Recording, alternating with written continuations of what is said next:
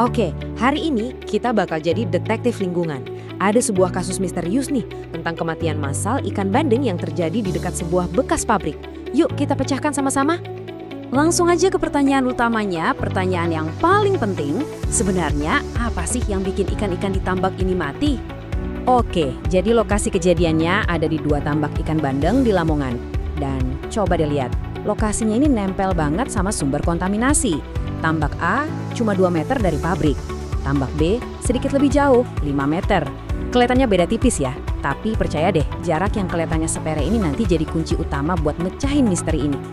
Tentu saja, kalau ada ikan mati di samping bekas pabrik peleburan aki, pikiran semua orang langsung tertuju ke satu tersangka.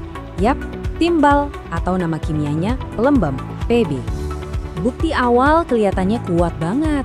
Jadi setelah hujan turun, limbah dari pabrik itu kesapu masuk ke tambak. Hasilnya, kadar timbal di air tambak A langsung meroket jadi 0,916 mg per liter. Coba ingat-ingat angka ini ya. Nah, ini dia yang bikin kaget.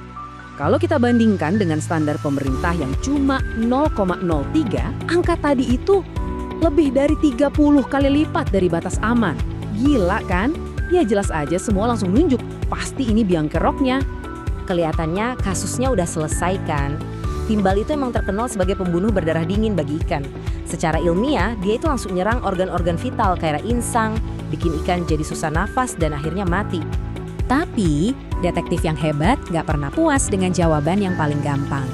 Para peneliti ini pun memantau kedua tambak itu secara non-stop selama 14 hari. Mereka mau lihat gambaran lengkapnya. Disinilah keanehan pertama muncul. Waktu mereka cek parameter kualitas air yang lain, kayak pH, suhu, bahkan oksigen terlarut, semuanya ternyata normal, ada di dalam batas aman. Nah lo, aneh kan? Kalau kondisi airnya relatif sehat, kenapa ikannya tetap mati? Teori awal mulai goyah nih.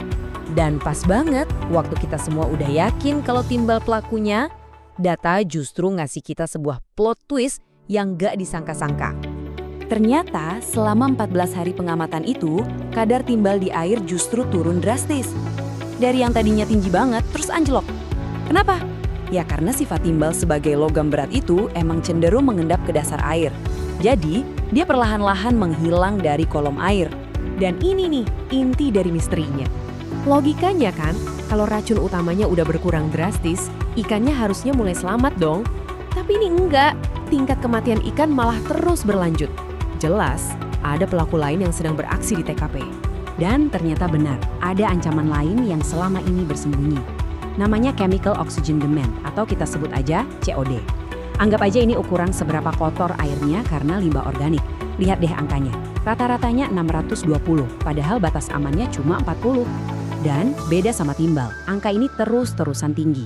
Jadi, para peneliti sadar, mereka harus melihat lebih jauh dari tersangka yang paling jelas. Mereka harus memaksa data untuk mengaku siapa pembunuh yang sebenarnya. Caranya gimana? Mereka pakai alat statistik canggih namanya analisis regresi. Gampangnya, alat ini bisa nunjukin dari semua faktor yang ada, faktor mana sih yang punya hubungan paling kuat sama hidup matinya ikan? Dan hasilnya mengejutkan. Ternyata faktor yang paling berpengaruh itu bukan timbal. Nomor 1 adalah Total Suspended Solids atau TSS alias partikel padat terlarut. Dan nomor 2 ya si COD tadi. Timbal bahkan nggak masuk 2 besar.